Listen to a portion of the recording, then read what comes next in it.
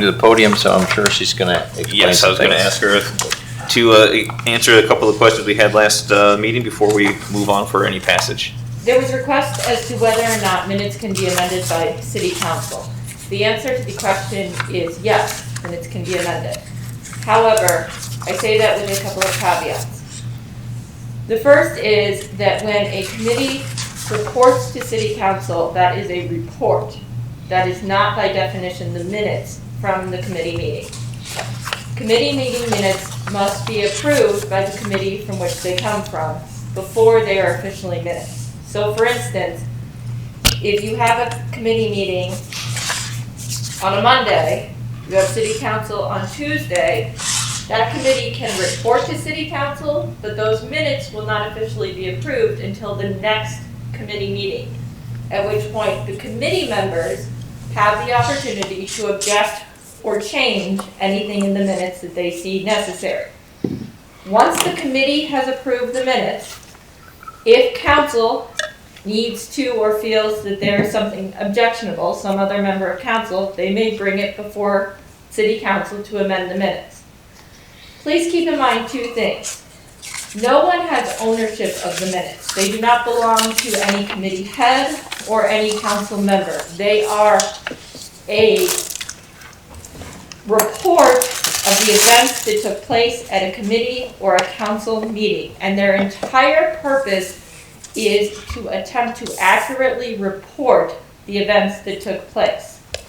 Therefore, they don't belong to anybody. They are nobody's minutes. They are the committee minutes from finance or the committee minutes from service, and the committee must be the ones who first vote to approve or change the minutes. Based on what I've just said, do you have any further questions? So just to clarify, with the comes to committee reports, those should actually be voted on at the committee level. Committee minutes should be voted on. Okay. When a committee comes, so for instance, today, if a committee's going to give if a chair of a committee is going to give a summation of what happened, that's a report to City Council about what happened at the committee. It does not have to be word-for-word reading from the minutes. It can be a summary of what happened at the committee level. Does that make sense, what I just said? Mm-hmm. At the next committee meeting, the minutes are to be reviewed, voted upon, and if after that committee approves the minutes, a council member still feels who's not on the committee, there's a problem, that may be brought up at council. Since we don't actually have committee meeting minutes and we're dealing with the committee report, so how, if there is any objections to the report, then those can be changed. Also needs to happen at committee level first. Okay. Because those are the people who were at the meeting who should be able to articulate the most accurate reflection of events. And they need to be approved there and then can be amended at council level. Okay, so essentially the committee, just so we understand here, because I know what we have in front of us was some changes that was made during the council level. Yes. With those changes should be taken out of the council meeting. I don't believe you should ever take anything out that you've already done. That would be inappropriate. What we should do is move forward and try and do it right. And have the committee minutes reflect that these are amendments that council would like to see to the minutes, to the committee report, to be reviewed by committee the next time the recreation committee meets. Okay. Does that make sense? So you can't unring a bell, and you should never try to go back and say, we didn't do this, or we didn't have this conversation. It took place, and it did happen. What should happen, because those minutes have not been voted on, is that these are our proposed changes for committee to review. After the committee does or does not approve the report, if City Council still has a problem, it can bring it up again. Okay, so the recommendation at this point is to move forward with what we have and then make sure we do this correctly in the future. With the understanding that those were recommendations for the committee to review for amending. Okay. Does that make sense? Mm-hmm. I think so. Jan gets it. Does anybody have any other questions? Okay, and always remember that the reports are a summary, and we're looking for accuracy. So if anyone ever feels that there's a mistake, it's because we're just trying to be as accurate as possible all of us in the city.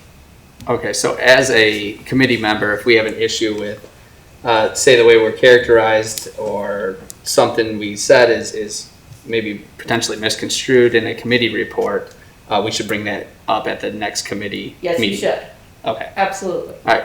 Just want to make sure I'm following. absolutely. So I guess one other quick question for the future as well, with the committee reports are usually considered part of the meeting minutes as they're read. If there's an issue, when should the objection be considered? At the next committee level. They're not, it's not supposed to be minutes read at this level. It is supposed to be a report summarizing. So they're not really part of the council meeting minutes is what I'm trying to get at. Report given is basically right. Yes. Okay, I It's understand. supposed to be report given, not, Part of the meeting minutes. yes. Okay. And I guess one of the things, at the committee level, then there would normally be then, and we haven't done this, and we're gonna start doing it, I think this is one of the suggestions, is to make sure there's a vote approving the minutes at the meeting. So that would be a line item that then carried forward in the report, approved last month's minutes. Okay. And Well, they're not minutes, it's a committee report, so I want to make sure we Last clarify month's that. committee report, Right. Yeah. yes. but I guess to play on that, these reports are, generally speaking, the reports that we're seeing tonight and you're going to hear us report on are going to end up being memorialized as minutes unless there's objections at the committee level or amendments at the, They're going to be memorialized as report given by the committee chair. Report to be approved by committee at the following committee meeting. okay. Is how they should be memorialized. So then if we amend it at a committee level and we look at the minutes for that committee that are archived, it should reflect any amendments we make at a committee level. Yes. Okay, so that will now be a line item agenda. I would, if Okay. I were all of you, yes, I would make Okay. sure that you make, for all of your committee meetings, a line item agenda to approve the report from the previous months. Sounds good, I think that's a And good if idea for some moving reason you forward. cancel a meeting, that's fine. Right. If that's the only thing on your committee meeting and you wanna cancel, it's okay to go another month. Yeah. And does that make sense? Yeah, that procedurally Okay. makes I sense. just wanted to make sure that nobody felt that like, oh my God, we can never cancel a meeting because now we have to approve these minutes. No, that's fine. Did someone say something or? I don't know. Okay. No, I think, And, Okay. what Are I we would like to do then at this point is make a motion here to approve the October 6th minutes of the public hearing, the October 6th minutes of the Perrysburg City Council, the October 20th minutes of the special meeting of City Council, and then the October 20th minutes of the City Council meeting as well. I'll second. Mr. President, I have a discussion. hold on, we just got, We got a I'll second. second. we got a second, okay, I didn't hear that, I'm sorry. Yeah. Okay, so the, floor's open to discussion, Councilwoman Bourne. Thank you very much, Mayor. I would say that I have an objection to the way the October 6th was written on the agenda. However, I do approve, I'd like to say, I do approve of the October 20th council Do you meeting. want to separate Minutes. them or not? Okay. Why don't we backtrack that and separate the two for you? So I will retract my motion, if that is the correct way to do that. And I will make a motion to approve the October 6th. I'm going to separate all of them out if that's all right with everyone. The October 6th public hearing minutes. I'll second. Discussion, roll call. Okay, Ms. Bourne, Yes, on the public hearings. Mr. Coolman, Yes. Ms. Materney, Yes. Mr. McCarthy, Yes. Mr. Smith, Yes. Mr. Van Huzen. Yes. All right, then I will make a motion to approve the October 6th regular city council meeting. Second. Discussion, roll call.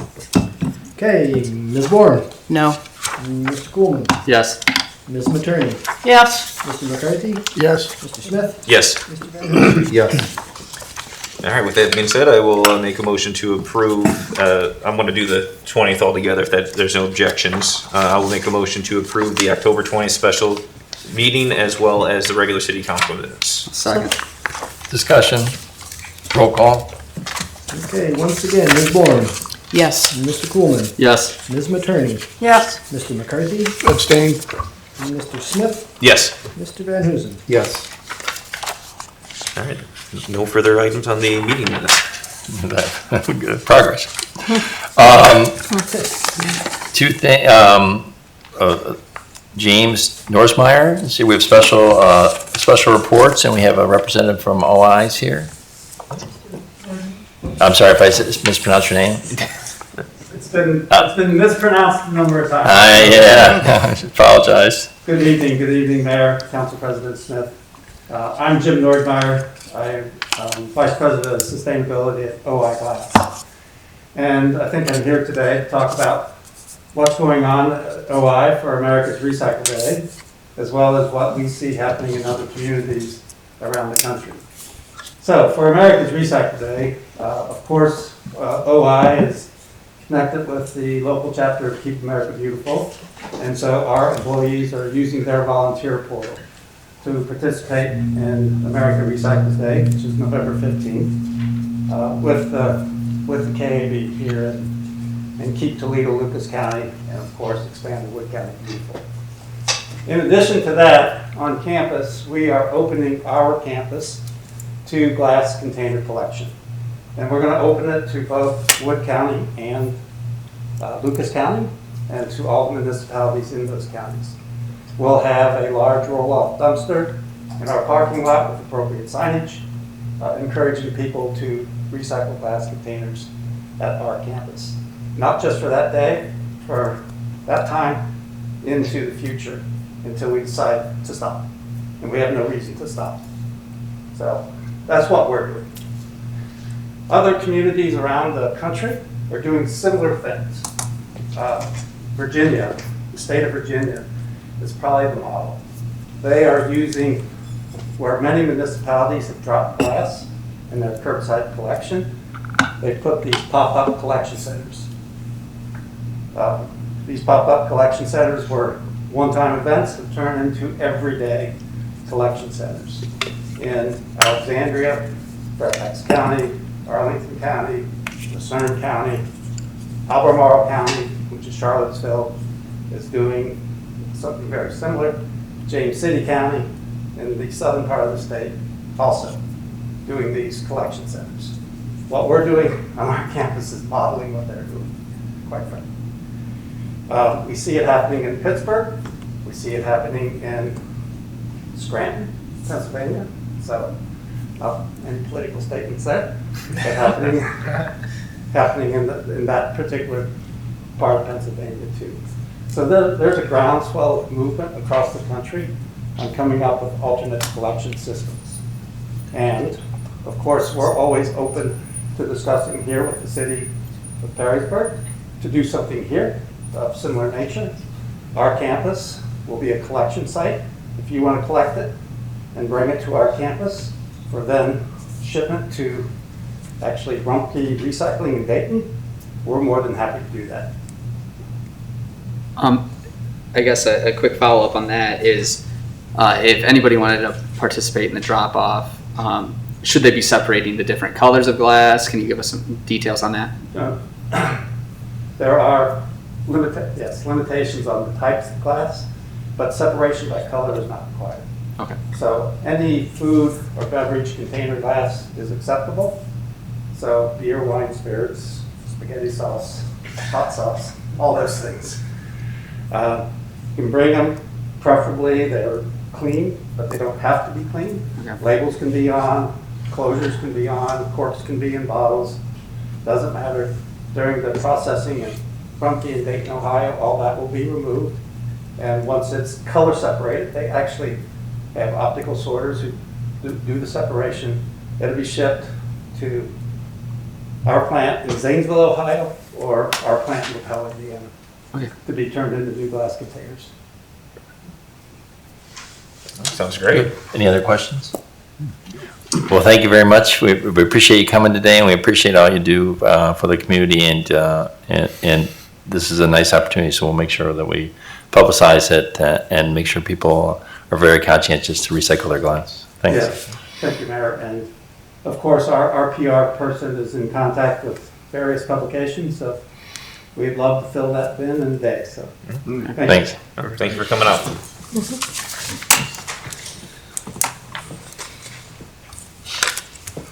Do you have his contact information, Bridget? Yes, President. Excellent, thank you. Just to see if they have services. Letters, communication citizens concerns. You have a concern, please come up to the podium. If not, administrative report, first I just want to, although we're not going out over the phone wires today, all those people who ran for office, all of us up here know how hard that is, and I want to recognize all of those people who've done that this year. It takes a lot to do that, and so putting yourself into the fight is worth just even recognition. And then I also want to recognize all the people who hopefully have voted. There's still time if you haven't. So I think with that, community engagement is so important. So everybody who voted today, a big thank you. I have a couple of reports. One, Laura, our city law director, was on the board, a board member of the Northwest Ohio Advanced Energy Improvement District, as appointment from the city of Perrysburg.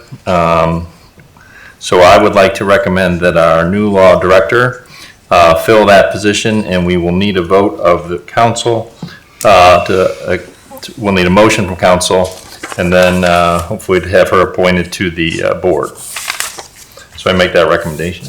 I'd like to make a motion for Kate Sandretto to be on that. I think she'd be great. Second. Discussion? Roll call? All right, Ms. Bourne, Yes. Mr. Coolman, Yes. Ms. Materney, Yes. Mr. McCarthy, Yes. Mr. Smith, Yes. Mr. Van Huzen. Yes. Thank you. Congratulations. We didn't put that in the job description, but we We will will now. on board too. We could always try to fill them. That's right. I have nothing else to report at this time, although I think I'm forgetting something. But city administrator, No report, Your Honor? finance director, No report. director of law, No report. president of council. Thank you, Your Honor. What I'm going to do here is, I know Mr. Matuzek isn't here for the Finance and Economic Development.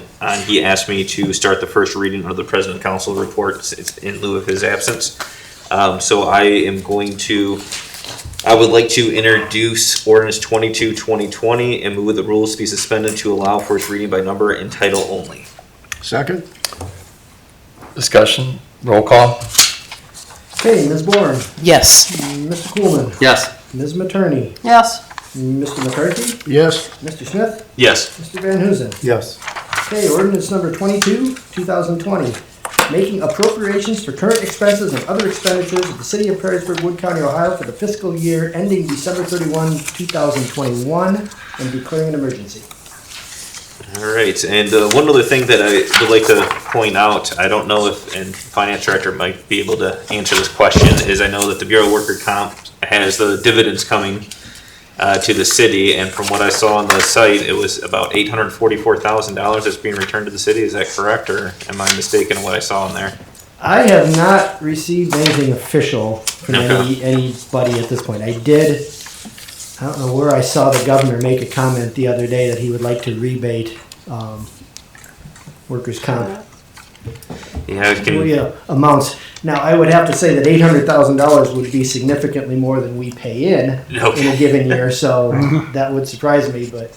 Well, according to the Bureau of Workers' Comp at Ohio State, where I was, they said the BWC board approved the $5 billion yesterday in the press release, and there was a link on here that said that a county break dividends for specific public employers on record can be found at that link, and it showed $844,000 for the city of Perrysburg. Yeah, they must be counting several years worth of payments or something. I don't know. Yeah, it seemed pretty significant, so I know that that's going to be a significant possible change to our budget here. I don't know if that's going to affect the current one we have, or if that's going to be on the revision in March. But Last year they rebated almost 100% of what we paid in, also. So.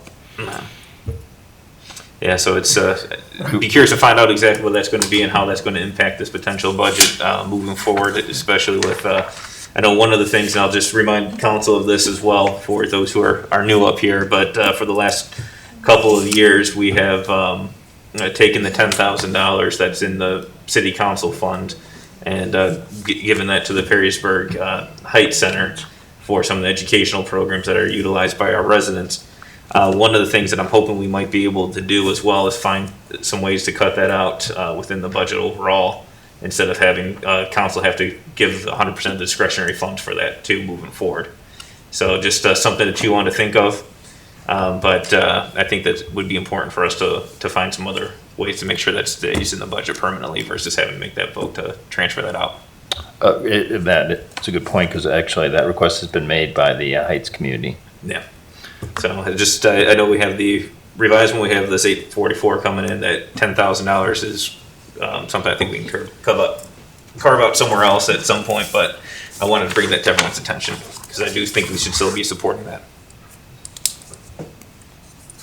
And that is the end of the President's Council report. All right, thank you.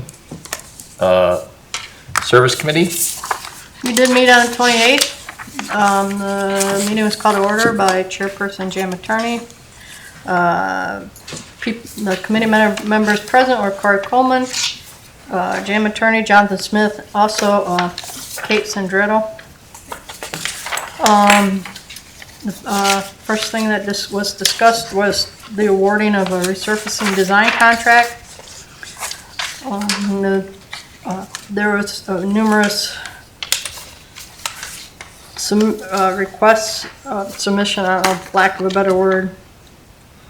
I must admit, knowing that it's a report and I don't have to report everything is making a little bit of quandary what to say. Councilman Attorney, if you're more comfortable. Just reading it, that's That fine. doesn't hurt. That's not violating. Okay, Okay? thank you. So do what makes you comfortable presenting your committee report. Okay. She stated that 7 firms responded to the request for qualifications for the design of the 2021 surface project. DGL was chosen, and the administration is requesting approval, which will be coming with DGL not to exceed $95,000.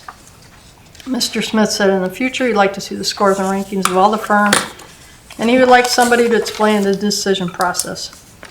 There's a brief discussion regarding filling the city engineer's position. The committee agreed 3-1 to recommend the approval of the contract with DGL. There was some 2021 budget questions, mainly by Mr. Coleman, who wanted, the only question he had to do with recycling, which he's not the only one. There's a lot of, myself and Jonathan Smith have questions about whether or not we'll be able to continue recycling concerning budget and how it will look in the future. The committee discussed having someone from OI and either environmentalist or conservationist come down and talk to the committee. Ms. Sandretto clarified that this is not an issue the committee is looking to solve for the 2021 budget, and we're not. Other business, Ms. Materney said that she had previously mentioned sponsorship from companies for Divergent Diamond and Roundabouts. Mr. Smith said that he had a conversation previously with Ms. Cabot about the subject, and he does not think the administration is opposed to it. Ms. Sandretto said that she'll look into the legality of it. There are no further business. The meeting was adjourned at 6:13. Next meeting is November 25th, 2020 at 5:30. We're not sure about that meeting either. Okay. I will decide when we get closer to it, because it's right before Thanksgiving. At this time, I would like to introduce Resolution 54-2020 and move that the rules be suspended to allow for its reading by number and title only, and dispense with the second, third readings. Second. Roll call? Okay, Ms. Bourne, Yes. Mr. Coolman, Yes. Ms. Materney, Yes. Mr. McCarthy, Yes. Mr. Smith, Yes. Mr. Van Huzen. Yes. Resolution number 54, 2020. A resolution authorizing an agreement with DGL Consulting Engineers LLC for design specifications and bid documents for the 2021 road resurfacing program at a cost not to exceed $95,000 and declaring an emergency. I move that resolution. Do I need discussion or can I go ahead? No, you need to make a motion to pass it. Okay. I move that resolution 54-2020 be passed as emergency measure. Second. Discussion? Roll call? Okay, Mr. McCarthy, Yes. Mr. Coolman, Yes. Mr. Van Huzen, Yes. Ms. Materney, Yes. Ms. Bourne, Yes. Mr. Smith. Yes. All right, thank you. Safety Committee? Thank you, Mr. Mayor. The Safety Committee met on October the 27th and was called to order at 6:24 PM by myself. Committee members present was Deborah Bourne, and Mr. Matuzak was absent. Also present were Kate Cedretto, Law Director and Pat Jones, Police Chief, Rudy Ruiz, Fire Chief. Citizens' concerns, Becky Sherman, 4 Ridgewood Circle, was present and asked that people with pre-existing conditions who work with a team of doctors be permitted to choose what hospital they are transported to when they call 911. Ms. Sandretto said that we have a policy that a patient can sign a waiver if they choose to be transported to a facility other than St. Luke's or Mercy Perrysburg Emergency. If the patient does not have the mental capacity to sign the waiver, the person who signs for them has to have the patient's medical power of attorney. Ms. Sandretto told Ms. Sherman to bring her document and she will review it to make sure it is sufficient to allow her to sign the waiver for her husband. Repealing hunting ordinance. Mr. Sandretto stated that 20 years ago an ordinance was drafted to try and deal with a deer problem in the city. The language in the ordinance was for one specific culling event, but the language was so narrow, and when it was used, the outcome of the event did not decrease the deer population. It is not needed, and Ms. Sandretto recommended that it be repealed. The committee agreed 2-0 to recommend its repeal. CMC training equipment for the fire department division. Ms. Sandretto stated that the fire division had planned to do confined space training in the fall, but COVID hit it, so it was temporarily placed on hold. They would still like to get the training in this year and are requesting approval of the purchase of equipment from Finley Fire in the amount of $26,505 to do the confined space training. The committee agreed 2-0 to recommend. The police budget. Chief Jones reviewed the 2021 police budget. He stated that overall it is 1.7% less than last year's budget. The budget includes $25,000 to update the weight room. Chief Jones explained that we have never purchased equipment for it, and they are using donated items. Also included is the purchase of 3 vehicles. Chief Jones said that purchasing 3 vehicles a year would put them on a 4 to 5 year rotation. I asked if there was anything that the police division had asked for, and it was not included in the budget, and Chief Jones said there was not. The fire budget, Chief Lewis reviewed the 2021 fire budget as well. He said it is down $500,000 from last year. He said that the overtime budget was decreased by $75,000 and the equipment was reduced because last year they purchased a new ambulance. I asked about the upgrades to the fire station across the street, and Chief Lewis said that they are moving forward with that, but it is in a different budget budget area. There being no further business, we adjourned at 7:02, and our next committee meeting will be Tuesday, November 24th at 6 p.m. And I do have one resolution and one ordinance. And in terms of the ordinance, will I just make one motion, or do we read the whole? I'm just gonna move, well, there's 2 motions. You're moving to introduce it and then moving to approve it. So we're just without the second and third readings and. Correct. Right. Okay, Yep. thank you. I would like to introduce ordinance 2020 and move that the rules be suspended to allow for its reading by number and title only, and to dispense with the second and third readings. Second. Roll call? Okay, Ms. Bourne, Yes. Mr. Coolman, Yes. Ms. Materney, Yes. Mr. McCarthy, Yes. Mr. Smith, Yes. Mr. Van Huzen. Yes. Ordinance number 2020, repealing codified ordinance section 618.125, enacted by ordinance number 133-98 on October 6th of 1998. I move that ordinance 2020 be passed. Second? Discussion? I do have one question because I know it's been brought to me from several residents about the deer population. It's related to this, obviously, but just kind of curious to see what we can do. There's been some reports that came from the spring. Obviously, with COVID, no one's out driving as much as they have been in the past, but people hitting deer and causing obviously some property damage for them. Is there been any steps taken from the city to reduce it or to work towards that deer population issue? And I know that this isn't necessarily doing anything anyways, especially after reading the code. I understand why this is being repealed. In terms of the city actually doing something about the deer population, we really don't have any tools in our toolbox. Our animal control officer, his job responsibilities are really specific to what's in the Ohio Revised Code in terms of what a county dog warden can do. Per our codified ordinances, it mirrors that language. So really, our ACO should only be dealing with dogs and feral cats. I understand. Is there something that we can put in the toolbox to help when we have some issues? I can talk to the chief of police because I know that we personally in the mayor's office have not received any phone calls. And in any conversations I've had with Chief Jones, he's not mentioned that they have received any phone calls. Okay. I know that I've had some people come up to me, talk to me personally about some of the issues. But I can certainly bring that up with him at staff tomorrow and see what his feelings are on that and work with Ms. Andretto on what legal options we have available to us. Okay. All right. Thank you. Any other questions? Roll call? Okay, Mr. Coolman, Yes. Mr. Van Huzen, Yes. Mr. McCarthy, Yes. Ms. Bourne, Yes. Mr. Smith, Yes. Ms. Materney. Yes. Thank you.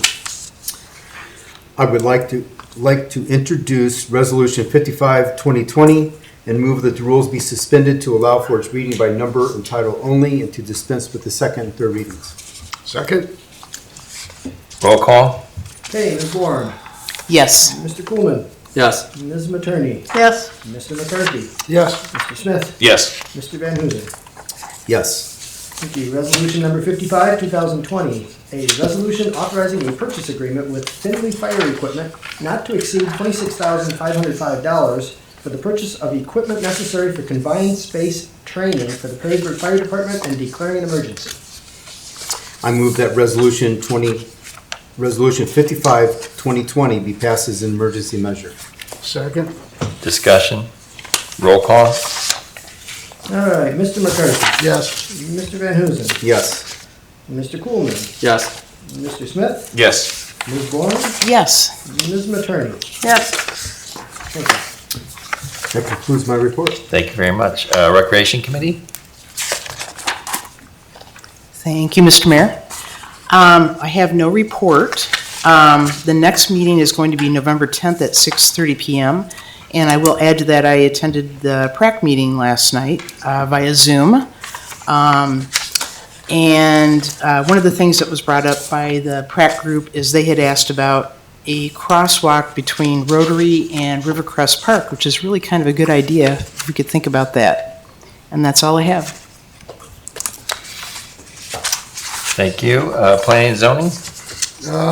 No report, Your Honor. We meet on November 11 at 5:30 PM. Okay, thank you. Personnel Committee? Okay, it's November 12th is what Mary Jo just said. It got moved. Oh, what Oh, is I it didn't now? hear. It's on the 12th. On the 12th? Yeah. Okay. I stand corrected, thanks. Okay, thank you. Personnel Committee?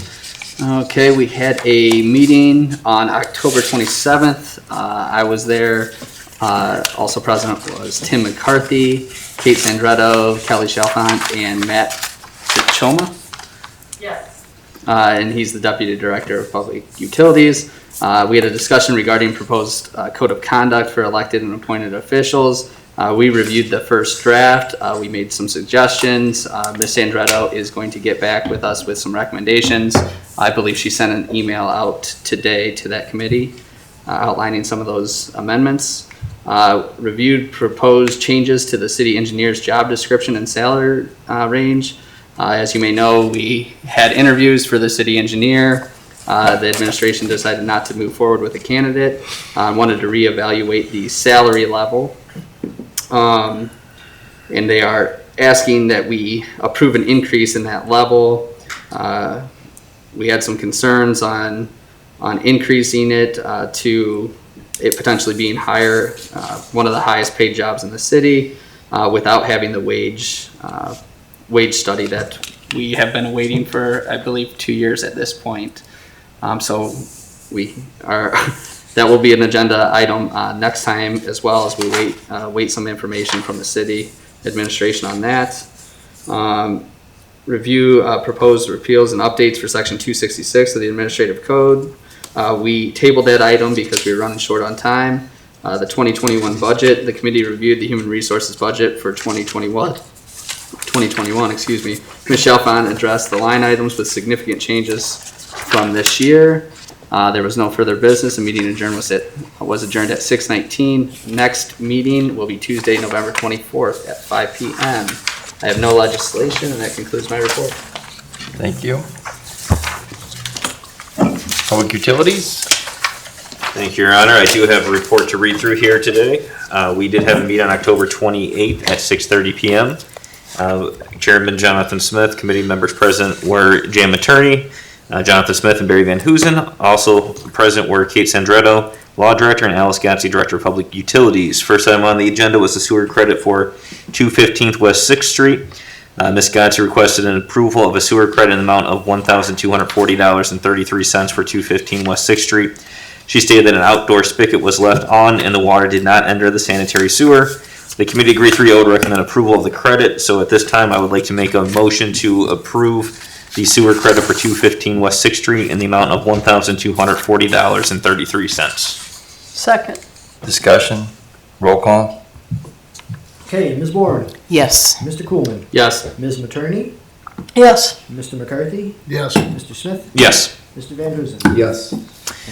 All right, and moving along with my report, we had sewer credits tabulations for the remaining projects. In Ms. Gatsey report, there were 5 additional credits that had been approved that fell underneath the required amount of council since the last committee meeting, mostly for hoses that were accidentally left on.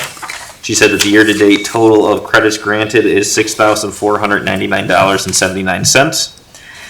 We moved to the award of the construction bid for the wastewater treatment plant dewatering project. Ms. Sandretto requested approval of a contract with Moser Construction in the amount of $1,499,000 for construction of the dewatering project, the wastewater treatment plant. 3 bids were received, and Moser had the lowest bid. Mr. Smith asked if there is any contingency amount in this contract, and Ms. Gatsey said there is not, and they do not have any reason to believe there needs to be. Mr. Van Hoosen asked how long the current process has been in place, and Ms. Gatsey said since about 1990. Mr. Van Hoosen asked about the useful life of these improvements. Ms. Gatsey said there are not a lot of moving parts, so the proper maintenance, it should last at least 20 years. She explained that this technology, the savings is in the clean water used and in the operational efficiency. It does not need to be babysat all day. The committee agreed 3-0 to recommend approval of the contract with Moser Construction. Next item on the agenda. Smith, Yes. we did want to make a correction. Okay. To the administration in that fact point. You are correct as to what was said. However, there is a $50,000 contingency allowance in that contract. It Okay. is part of the $1,499,000. It is not in addition to.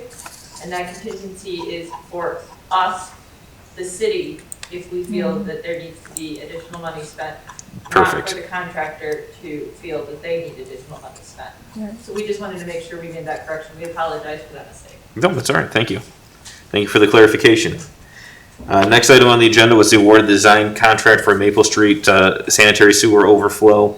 Ms. Gatsey requested approval of a contract with Jones and Henry for the design services for the Maple Street emergency sanitary sewer overflow in an amount not to exceed $98,455.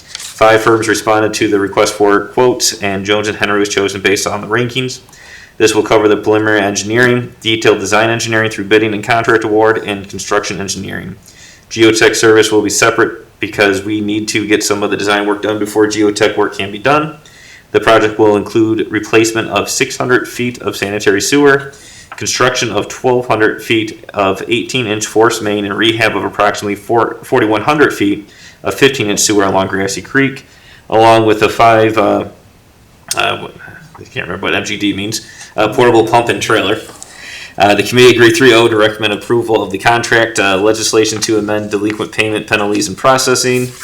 Mr. Smith recapped the prior discussions that the committee has had over several meetings on the delinquent payment penalties. Ms. Sandretto said that council previously passed the legislation to apply penalties based on the postmark date, but after discussion with the billing office, it was determined that not all mail has a postmark, and in an attempt to fix the problem, they created some others.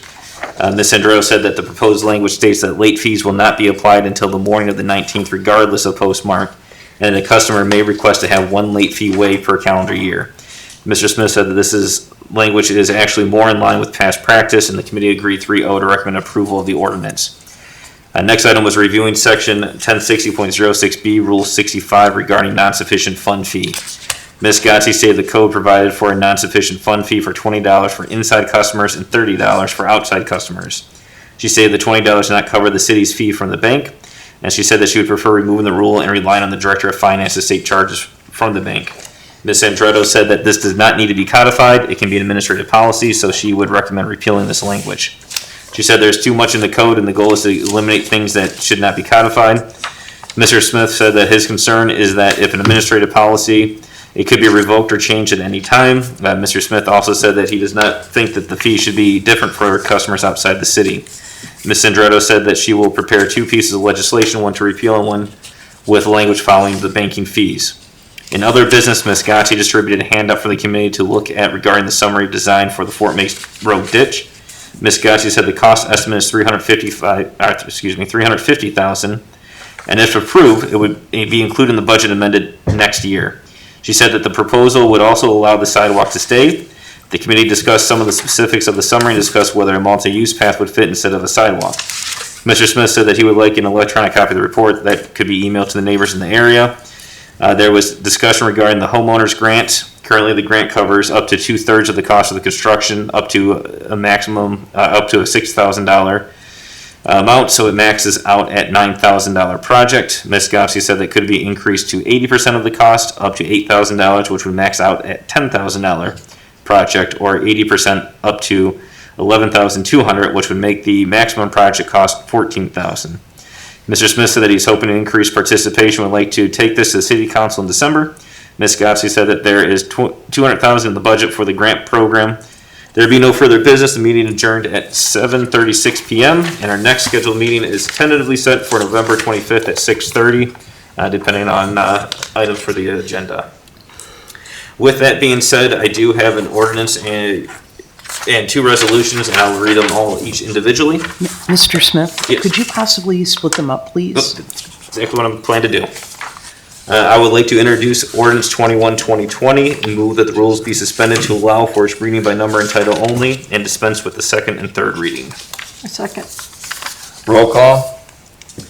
Okay, Ms. Bourne. Yes. Mr. Coolman. Yes. Ms. Materney. Yes. Mr. McCarthy. Yes. Mr. Smith. Yes. Mr. Van Huzen. Yes. Ordinance number 21, 2020, amending codified ordinance section 1060.06B, Rule 24 regarding the rules governing water and sanitary sewer charges previously amended in ordinance number 137, 1985 on December 17, 1985, and previously amended on ordinance number 6, 2020 on July 7, 2020, and declaring an emergency. All right, I move that ordinance 21-2020 be passed as an emergency measure. I second.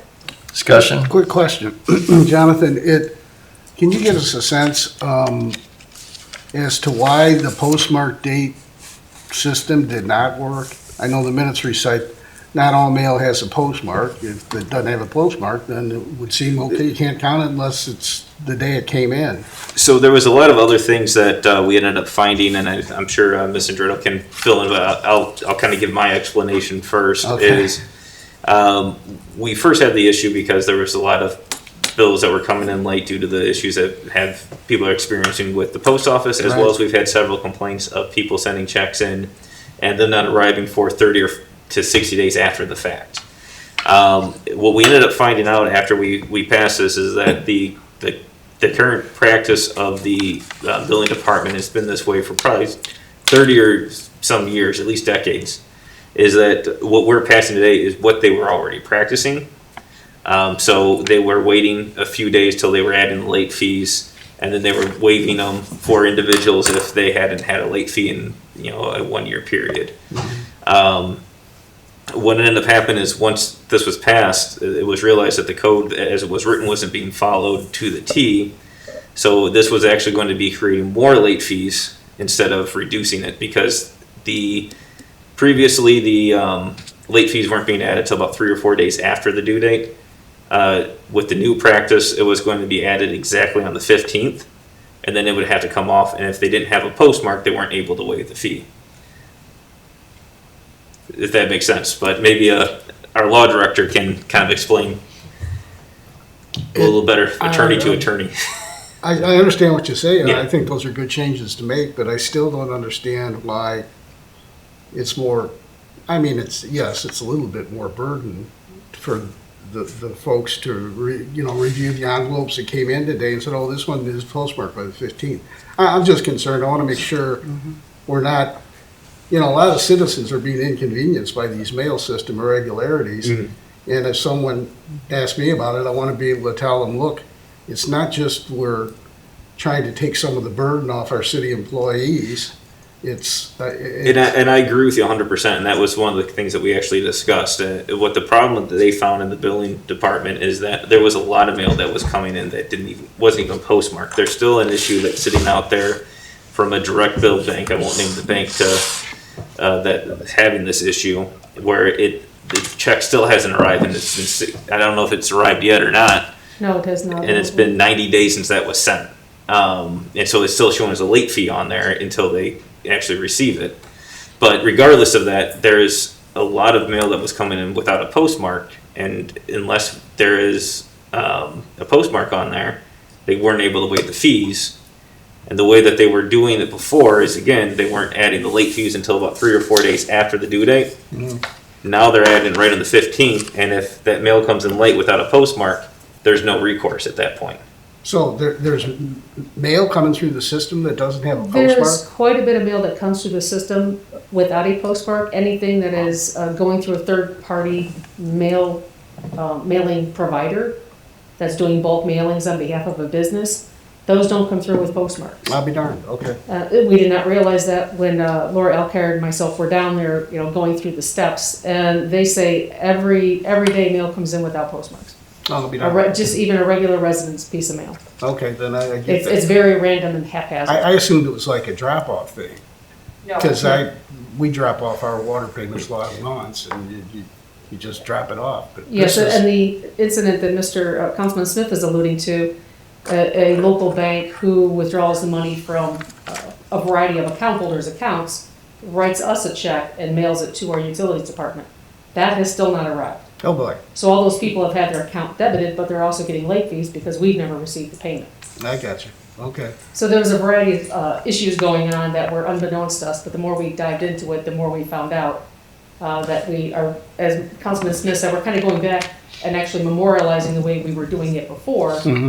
That was not quite following the codified ordinances and the rules that were in the codified ordinances. Oh, okay. Well, And there was still some issues where we're still having that same thing where people are getting the checks late and they weren't able to waive it because it was, by the time the checks arrived, it's 60 days later. Yeah, And okay. they were saying, well, it's still late and we got it, but it was still hard for them to prove. So putting in this calendar year waiver provides that opportunity, because it Yeah, no, shouldn't happen I every single think month. that's a good idea. And that's one thing that wasn't really being completely practiced, but Okay. we should actually have that on there now. I understand now. I didn't realize mail came through the system without a postmark. No, unfortunately, we You received learn it in our something new office. every day. So you're done with your quick question? Yep. I have a question as well. What if it's paid on the third business date after the 15-day period? Is it partially waived? Then it should say so. It does not read that way now. That's what I had a question about. Okay. There is no partial waiving. It's due on the 15th. Mhm. There will be no late fees on the 16th, 17th, or 18th. On the morning of the 19th, late fees will be applied. It's more of a grace period at this point. So while it's due on the 15th, we're giving 3 days of grace for individuals who drop it in the mailbox on the 14th or 15th for a bill that's due on the 15th. Does that answer the question? Somewhat, and I had a possible solution, possibly. I was wondering about if it could possibly be added, a bill not paid by the 15th of billing month shall be considered delinquent date. On the morning of the fourth business date after the delinquent date, any outstanding sums owed shall be subject to a 15% penalty charge on any outstanding balance. I didn't know if that would help. I think that's actually the language, but I think that the way it's written codifies what they're doing in utilities billing, and I don't think there will be a problem, because now in the morning of the 19th, it will be. Yeah, I just didn't want the citizens to have a problem, or also the good people that work at the water division as well. Yeah, I think that we talked about this specific legislation with them, and this was what they asked us to draft with the people. And if there's a problem, we did put in the waiver, so that for the best term any of us have come up with is the one-offs, the person who pays all their bills on time, but then one doesn't come through. We wanted those individuals to be able to have their waiver. What we don't want are somebody to be able to waive every month. Because what we've learned in all of this is that most of our delinquencies are people who are regularly delinquent. The one-offs are actually the exception to the rule. Even in COVID, in this situation, it's rare. Any other discussion? If not, roll call? Okay, Ms. Materney, Yes. Mr. McCarthy, Yes. Mr. Van Huzen, Yes. Ms. Bourne, Yes. Mr. Smith, Yes. Mr. Coolman. Yes. Thank you. All right, I would like to introduce Resolution 56, 2020, and move that the rules be suspended to allow for its reading by number title only and dispense with the second and third readings. Second. Roll call? Okay, Ms. Bourne, Yes. Mr. Coolman, Yes. Ms. Materney, Yes. Mr. McCarthy, Yes. Mr. Smith, Yes. Mr. Van Huzen. Yes. Resolution number 56, 2020, authorizing an agreement with Mosier Construction Incorporated for the construction of the dewatering improvements at the wastewater treatment plant in an amount not to exceed $1,499,000 and declaring an emergency. All right, I move that Resolution 56, 2020 be passed as an emergency measure. Second. Discussion? Roll call? Okay, Mr. Van Huzen, Yes. Mr. Coolman, Yes. Mr. Smith, Yes. Ms. Bourne, Yes. Mr. McCarthy, Yes. Ms. Materney. Yes. Thank you. All right, I would like to introduce Resolution 57, 2020, and move that the rules be suspended to allow for its reading by number and title only and dispense with the second and third readings. Second. Roll call? Okay, Ms. Bourne, Yes. Mr. Coolman, Yes. Ms. Materney, Yes. Mr. McCarthy, Yes. Mr. Smith, Yes. Mr. Van Huzen. Yes. Resolution number 57, 2020, accepting the proposal and entering into an agreement with Jones and Henry Engineering for professional design services for the Maple Street SSO design in an amount not to exceed $98,455 and declaring an emergency. Second. All right, I move that Resolution 57, 2020 be passed as emergency measure. I second it. Excellent. Our psychic, I knew. Discussion? Roll call? Okay, Mr. Van Huzen, Yes. Mr. Smith, Yes. Mr. McCarthy, Yes. Ms. Materney, Yes. Mr. Coolman, Yes. Ms. Bourne. Yes. All right, no further business, Your Honor. Thank you. Thank you. Is there any other business for council? Mr. Chairman, Yes. we're operating our new system now, so I'm going to ask you this question. Do you take questions at any other point in the meeting than citizen concerns, or do I wait till the next meeting? I think it would be, if there's about a specific item that was on the agenda, that would have been the time to talk about it, or at the citizen concern. So I think it will have to wait till next time. Thank you very much. Any other business for council? Move to adjourn. Second. Hearing no objection, we're adjourned. Thank you very much, everyone.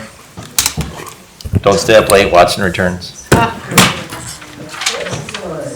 Have to stay up for 3 days.